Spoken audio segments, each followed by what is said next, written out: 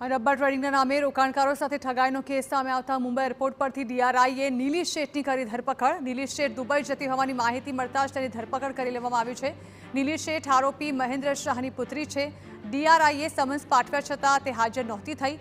સમગ્ર કેસમાં પાલડીના આવિષ્કાર ફ્લેટમાં ડીઆરઆઈએ તપાસ હાથ ધરી હતી અને તપાસમાં મોંઘી ઘડિયાળો સહિત કરોડોનો મુદ્દામાલ મળી આવ્યો હતો। મહત્વનું છે કે ડીઆરઆઈએ આવિષ્કાર ફ્લેટમાં દરોડા પાડ્યા ત્યારે વિદેશી ઘડિયાળો સહિત 137 કરોડનો મુદ્દામાલ જપ્ત કરાયો હતો। ડીઆરઆઈને તપાસ દરમિયાન મહત્વના પુરાવા પણ મળી આવ્યા હતા। ત્યારે ડીઆરઆઈએ મહેન્દ્ર શાહ, મેઘ શાહ અને નીલી શાહને સમન્સ પાઠવ્યા હતા, છતાં તેઓ હાજર નહોતા થયા। ત્યારે નીલી શેઠ અંગે માહિતી મળતા મુંબઈ એરપોર્ટ પરથી ઝડપી લેવાઈ છે। નીલી શેઠે આ સંદર્ભે હાઈકોર્ટમાં અરજી પણ કરી છે। તો આપને જણાવી દઈએ કે ડીઆરઆઈને મેઘ શાહ બજાર બાજીગર ગેમ્સ પ્રાઇવેટ લિમિટેડનો ડાયરેક્ટર હોવાની માહિતી મળી હતી, જે મુંબઈનો શેર દલાલ અને રબ્બા ટ્રેડિંગ સાથે સંકળાયેલો હતો। મેઘ શાહના પિતા મહેન્દ્ર શાહ ઉર્ફે મહેન્દ્ર કાળિયાનું સંયુક્ત ષડયંત્ર હતું।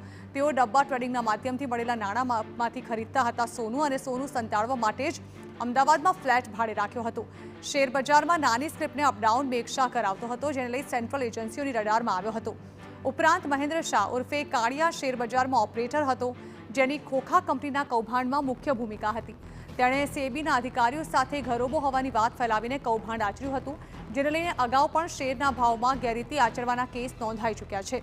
તો વર્ષ 2024માં પિતા પુત્રએ અનેક રોકાણકારોને રોડાવ્યા હોવાનું પણ સામે આવ્યું હતું।